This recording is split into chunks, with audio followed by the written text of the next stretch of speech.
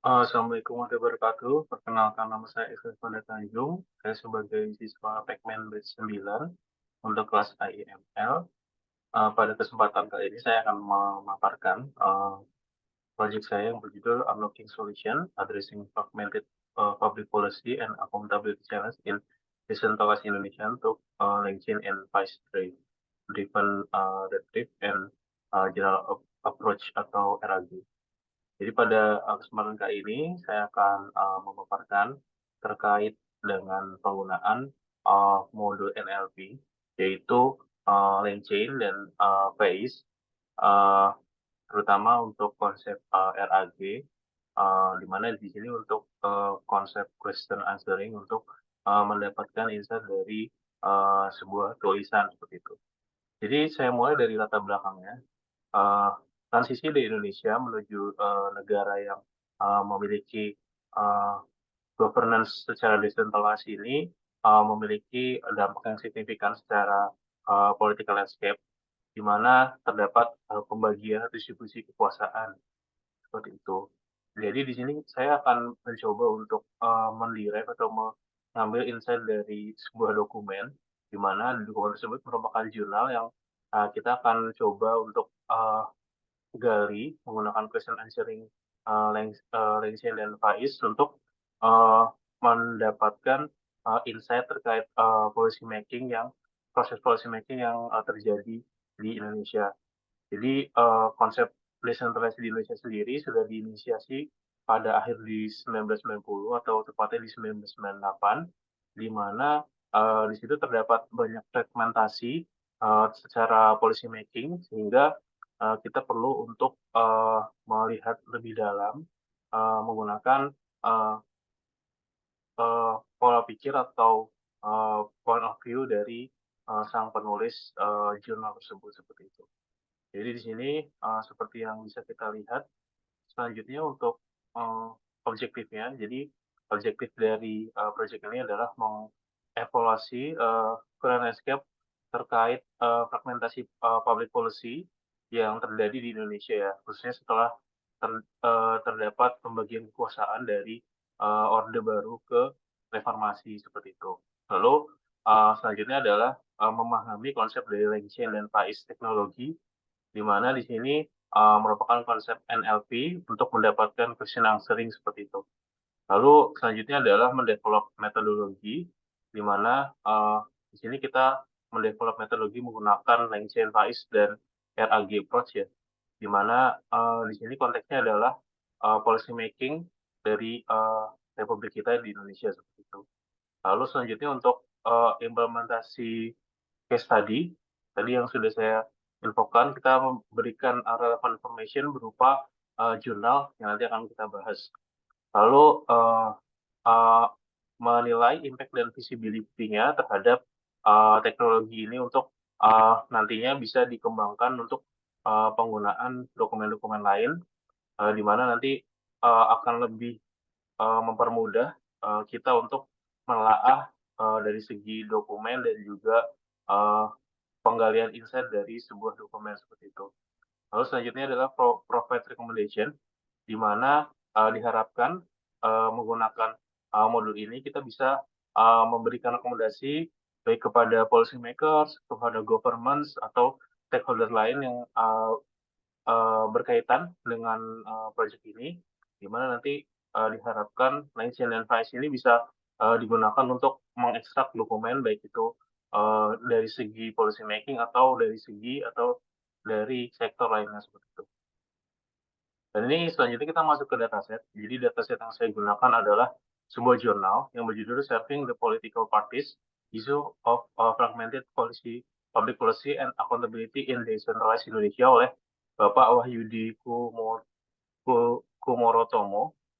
Beliau merupakan pengajar di Gajah Mada University, Department of Public Administration seperti itu. Jadi jurnalnya dipresentasikan pada tahun 2009 ya, di Fourth International Conference of Public Policy Management di Indian Institute of Management di India seperti itu. Oke, jadi selanjutnya adalah project development ya. Jadi yang pertama adalah saya menggunakan Flow untuk adding dokumen install dependency. Jadi di sini secara tahapannya kita menggunakan Google Colapse, di mana project ini memerlukan banyak dependensi khusus yang dibutuhkan untuk menggali menggunakan konsep NLP seperti itu. Jadi di sini kita bisa lihat inilah dokumen yang nanti kita akan gunakan untuk question answering, di mana terdiri dari beberapa halaman yang cukup uh, banyak ya seperti itu. Lalu tadi kita menginstal beberapa dependensi di Python, dan kita menggunakan juga Gradio sebagai uh, user interface-nya. Kita juga menggunakan Hugging Face Transformer, di mana di situ terdapat banyak library pre-train. Karena kebetulan ini jurnalnya dipublish dalam bahasa Inggris, jadi relevan karena model yang kita gunakan basisnya adalah bahasa Inggris seperti itu.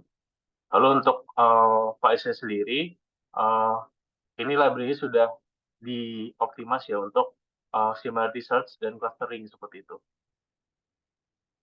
Ini merupakan modul yang saya gunakan, baik itu LangChain, lalu unstructured, dan juga ada PDF to image. Jadi di sini karena dia PDF, diperlukan juga OCR untuk membaca data tersebut dan kita passing ke dalam bentuk teks seperti itu.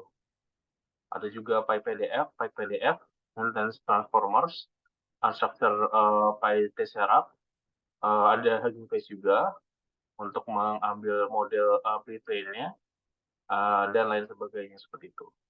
Lalu kita parsing data tersebut dan kita baca menggunakan online PDF loader ya. Selanjutnya adalah tahap proses dokumen. Jadi di dalam proses dokumen ini kita menggunakan recursive character text splitter, di mana di sini akan men-split kata-katanya menjadi chunk yang lebih kecil seperti itu. Jadi di sini kita bisa lihat code yang digunakan dari data yang sudah di-load tadi. Kita chunk menggunakan chunk size-nya 1000 dan chunk overlap-nya di 200. Lalu di sini bisa kita lihat terdapat 97 split pembagian seperti itu yang kita ambil contohnya di sini untuk chunk nomor 2 berarti ya. Ini merupakan contoh dari chunk yang didapatkan. Dan nanti di akhirnya akan mendapatkan beberapa pack content seperti itu. Lalu selanjutnya kita membuat menambahkan embedding model. Jadi di sini kita menggunakan Hugging Face embedding. Lalu dari Hugging Face embedding ini kita menggunakan model yang bernama Sentence Transformer All Embedded Base V2 ya. Nah dari sini kita masukkan pertanyaan-pertanyaan yang kita nanti akan coba ajukan kepada model ke model question answering, di mana sih saya buat 5 pertanyaan. Jadi yang pertama adalah what significant historical event have shaped the political landscape in Indonesia, particularly regarding decentralized and democratization. Lalu yang kedua adalah how do political parties influence the policy making process at the local level in Indonesia, especially in relation to election for regional government position. Lalu yang ketiga adalah what challenge faced by local government in Indonesia in terms of ensuring accountability and responsiveness to the needs of their constituent. Dan yang keempat adalah how does the issue of the money politic manifest itself in Indonesian election, particularly in the context of decentralization and democratization. Dan yang kelima adalah what the controversies around the construction of the Musi Tree Bridge in Palembang. Jadi pertanyaan ini merupakan pertanyaan yang bisa kita ekstrak dari dokumen yang ada. Jadi pertanyaannya juga sudah disesuaikan agar si model ini bisa menjawab pertanyaan yang sudah kita berikan. Gitu. Lalu selanjutnya kita lanjut ke tahap selanjutnya. Di sini kita masuk ke adding vector store. Di mana sini kita membuat vector store dari dokumen teks yang sudah disebut tadi ya. Lalu kita enumerate atau kita lakukan similarity search dari vektor yang sudah dibuat tadi menggunakan Chroma. Didapatkan nanti masing-masing pertanyaan itu memiliki similarity search-nya masing-masing seperti itu. Dan ini bisa kita lihat result-nya berdasarkan skornya ya, result dan skornya, di mana di sini bisa kita lihat ini merupakan question yang pertama. Jadi question saya coba cuplikan di sini. Jadi di sini bisa kita lihat jawaban yang di-generate oleh si modelnya seperti itu. Dan selanjutnya ini untuk yang tag konten pertama dan tag konten terakhir seperti itu. Kita bisa lihat yang di-generate oleh si model. Lalu selanjutnya kita membuat retriever.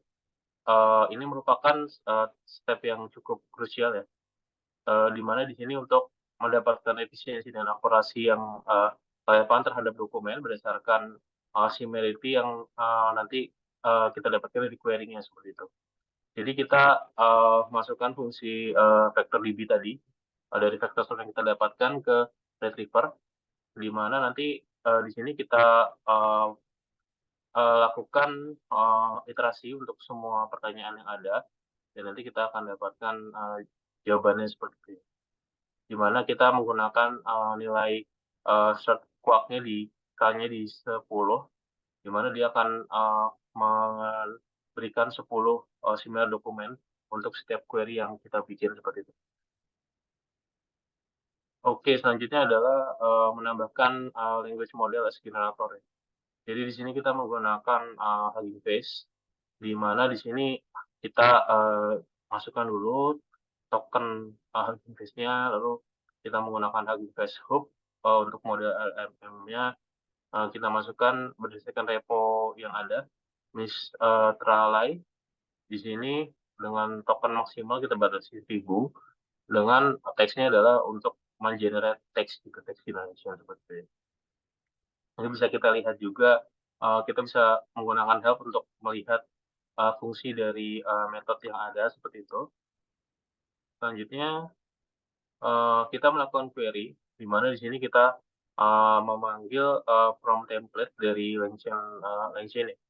Jadi di sini kita specify terlebih dahulu untuk kita define dulu. Jadi untuk pertanyaan yang kita akan masukkan di sini diharapkan dia itu bisa menyesuaikan. Jadi menyesuaikan konteks yang ada. Jadi apabila ternyata pertanyaan itu tidak relevan terhadap dokumennya, diharapkan si model ini akan return thanks for asking seperti itu.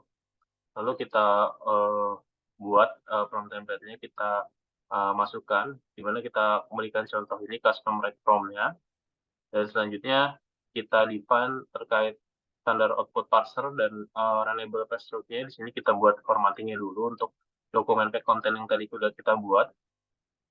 Lalu selanjutnya kita define question answering chain-nya, di mana konteksnya kita masukkan dari retriever tadi yang sudah kita buat, dan format tools-nya dari yang tadi fungsi yang sudah dibuat, dan question-nya adalah runnable pass-through, di mana di sini kita buat tadi define kayak custom run from LM dan standard output parser-nya ya.